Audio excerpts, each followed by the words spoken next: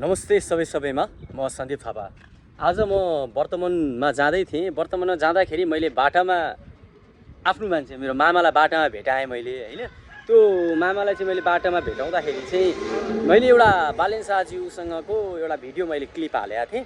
त्यो भिडियो क्लिपमा चाहिँ हजुरहरूले 7,17,000 भन्दा बढी मान्छेले चाहिँ मन पराइदिनु भएको थियो। त्यो भिडियो हेरिदिनु भएको थियो। अनि त्यहाँ सबै कमेन्टहरू एकदम सकारात्मक कमेन्टहरू, पोजिटिभ कमेन्टहरू हामीले देख्यौँ। र म बाटामा जाँदा जाँदै मामाले यहाँ आफ्नो कला हैन चाहिँ मामाले यहाँ देखाइरहनु भएको रहेछ। म तपाईहरुलाई त्यो मामाले के गर्नुहुन्छ त हैन, मामाले अब बालेन शाहलाई उपहार स्वरूप, मायाको चिनो स्वरूप मामाले दिनु भएको छ। त्यो भएको कारणले गर्दा म जाँदाखेरि मामाले चाहिँ एउटा इटा भट्टामा आफ्नो पेन्टिङहरू गर्दै हुनुहुँदो रहेछ हैन। मामा नमस्ते। हजुर भान्जा नमस्कार। नमस्कार। अब तपाईलाई चाहिँ म बाटामा जाँदा जाँदै तपाईलाई मैले भेटेँ। तपाई यस्तो घाममा 12 बजेको मध्याह्न घाममा हैन तपाईले आफ्नो पेशा गरिराख्नु भएको छ। तपाईलाई एउटा कुरा थाहा छ कि छैन मामा? हजुर हजुर भन्नु त। मैले हिजो अस्ति घर दैलो अभियानमा बालेन शाह तपाईहरुको घरतिर हैन आउनु भएको हो। आउँदाखेरि मैले हजुरको एउटा भिडियो हालेको थिएँ। त्यो भिडियोमा चाहिँ तपाईले बालेन शाहलाई उपहार दिनु भएको रहेछ। त्यो भिडियो चाहिँ 7,17,000 जना भन्दा बढी मान्छेले हेर्नुभयो। त्यो भिडियोमा चाहिँ सबै सकारात्मक कमेन्टहरू छ है। त्यो भएको कारण तपाईले चाहिँ बालेन शाहलाई के हितले चाहिँ तपाईले बालेन शाहलाई चाहिँ उपहार किन दिनुभयो हैन? अरू पनि आउनु भएको थियो होला घर दैलो अभियानमा हैन, अरूलाई चाहिँ दिनु भएन। बालेन शाहलाई चाहिँ किन चाहिँ यो दिनु पर्यो अथवा किन दिन मन लाग्यो होला मामा? यो सर्वप्रथम त पहिले म के भन्छु भने कला भनेको एउटा कला जीवन हो। एउटा गायक माध्यममा कलाकार हुनुहुन्छ होइन, कलाले कला चिन्छ। त्यस मार्फत चाहिँ मैले आउँदाखेरि अब उहाँले पनि धेरै काठमाडौँ वाल आर्टहरू गराउनु भएको थियो क्या। हजुर हजुर। त्यो जमानामा भन्दा पनि 2-3 वर्ष भयो लगभग होइन। हजुर हजुर। उहाँले चाहिँ कल्चर सम्बन्धी आर्टहरू उहाँले भनौँ न, उहाँ जस्तो सोच भएको मान्छे अथवा होइन, एउटा क्रिएसन भनौँ न, एउटा भिजन उहाँले त्यो गराएर आर्टिस्टहरूलाई पनि धेरै कामहरू दिनुभएको थियो। अनि मैले भिडियोहरूमा हेर्दै धेरै हेर्नुहोस् है। हजुर हजुर। हेर्दाखेरि एकैचोटि अब त्यसरी आइपुग्दा त मैले पनि एउटा जनजीवन ग्रामीण जीवनको एउटा चाहिँ कल्चर सम्बन्धी सन्थाल बस्तीको घरहरू बनाएको थिएँ कि। हजुर। अनि फेरि ठ्याक्क ती रहेछ संयोग बस उहाँलाई होइन दिन्छु भन्ने मेरो उता थिएन। भनेपछि तपाईले उहाँलाई म यो उपहार दिन्छु भनेर तपाईले त्यो स्केच बनाउनु भएको थिएन?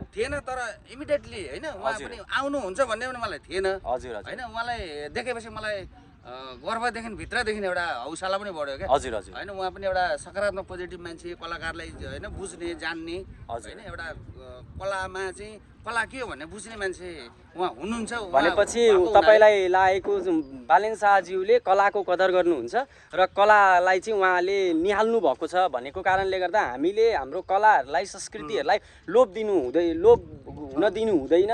र हामीले यदि उहाँलाई यो संस्कृतिको बारेमा झल्कायौँ भने तपाईले यो कुरा चाहिँ सिम्बोलिक तरिकाले आफ्नो कला मार्फत चाहिँ तपाईले प्रस्तुत गर्न खोज्नु भएको हो। यही कुरा हो। र त अब हामीले मामाबाट धेरै कुराहरू पनि लिइसक्यौँ। अब कस्तो छ भन्दा मामा एउटा ग्रामीण भेगमा हामी बसोबास गर्दै आएका छौँ। त्यो भएको कारणले गर्दा मामाले चाहिँ आफ्नो कला हैन मार्फत चाहिँ हामीलाई सन्देश दिन खोज्नु भएको थियो। त्यो भएको मामा अझै अरू केही भन्न चाहनुहुन्छ हजुर? मलाई खुसी लाग्यो, मैले दिएँ होइन। अब मैले पनि गोर्दामा त्यति मैले हेरेको थिइनँ, पछि चाहिँ मैले थाहा पाएँ होइन, धेरैजनाले बालेन सरलाई चाहिँ फोटो दिएको रहेछ। भनेपछि तपाईँले भिडियो भाइरल भएको तपाईँलाई थाहै थिएन? मलाई थाहा थिएन, पछि चाहिँ अब मैले पनि हेरेँ होइन। हजुर हजुर। एउटा खुसी लाग्यो होइन। अब त्यतिखेर हतार पनि थियो सबैको, अब त्यस्तो हतार पनि हुन्छ होइन। हजुर हजुर। मलाई खुसी लाग्यो, एउटा दिएँ। सन्ताल बस्तीहरू उहाँले पनि अब अवलोकन गर्नुहुन्छ।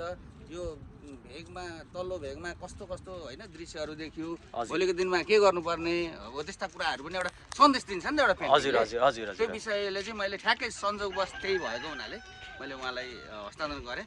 खुसी भएर स्वीकार्नु भयो, त्यो नै मेरो ठुलो कुरा भयो कि। हजुर। सबैलाई धन्यवाद। हामीले प्रत्यक्ष रूपमा मामाबाट हामीले प्रतिक्रियाहरू लिइसकेका छौँ। मामा यहाँ काममा व्यस्तता भए बावजुद पनि मामाले आफ्नो बहुमूल्य समय हामीलाई दिनुभएको छ। मामाले चाहिँ यहाँ आर्ट गरिरहनु भएको रहेछ। यहाँ काम तपाईँले यो के गर्नुभएको मामा? यो के? यो भनेको एउटा इटा भट्टा हो। यो इटा भट्टामा हाम्रो दाजुले लेखिदिनु न भन्नुभयो कि। हजुर हजुर। त्यहाँ लेखेँ, अनि त्यो लेख्दाखेरि यता पनि मेरो पनि लेख्नु छ भाइ भन्नुभयो। अनि अब यो स्केच गरेर लेख्दैछु होइन अब यो घाम छ घाममा पनि मैले होइन हजुर, अब हजुर। च्यालेन्जिङ कुरा हो घाम गर्मी होइन हजुर। अब के गर्ने अब एउटा काम हो सङ्घर्ष हो होइन हजुर अब काम मान्छेलाई नभएर कस्तो गाह्रो भइरहेछ हुँदा होइन हजुर। अब घाम नसाम भनेर गरिरहेको छु भने चाहिँ म त ठिक छ अब यहाँ अरू यदि तपाईँहरूलाई पनि यस्तो वाल है गाडीको नम्बर प्लेट अथवा केही कुराहरू पनि तपाईँहरूलाई गर्नु मन लागेको छ भने म उहाँको आइडी पनि मेन्सन गरिदिएको हुन्छु त्यो भिडियोमा र तपाईँहरूले सकारात्मक ऊर्जा है हामीलाई सानो चिजले पनि थोरै परिवर्तन ल्याउन सक्यो भने परिवर्तन हुन्छ है भन्ने कुरा पनि हामी सबैले बुझेका छौँ। समय दिनुभएकोमा मामा तपाईँलाई धेरै धेरै धन्यवाद। धन्यवाद भन्छ